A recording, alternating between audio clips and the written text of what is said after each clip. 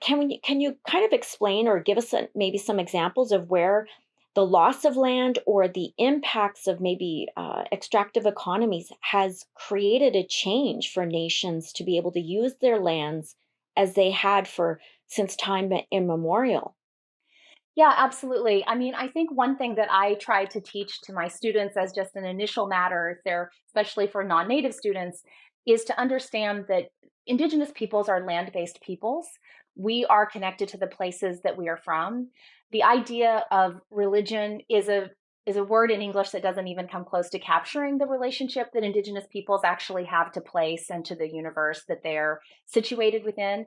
Spirituality also just sounds kind of frou-frou and doesn't really capture it either.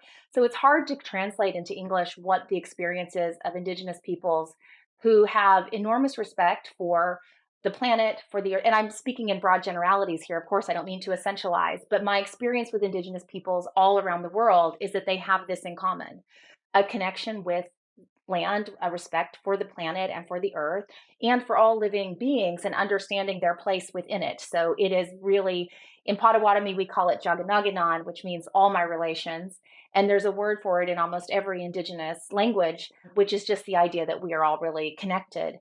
And so everything about Indigenous culture attaches then to the place. The language develops in concert with the place, the culture develops in concert with the place, the foods people eat, the ceremonies you conduct, the times of year you do those things, all of this, the four seasons, all of it is connected. And so when you're dislocated and removed from your lands and dispossessed of your lands, you have then fragmentation around all of those things, fragmentation around culture and religion and language and all of it. And then, of course, the destruction of Indian lands takes that even one step further.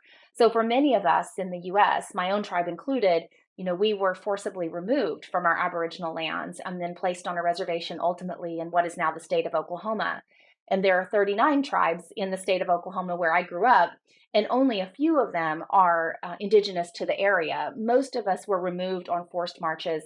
Many people have heard of the Trail of Tears. My own tribe's march was called the Trail of Death.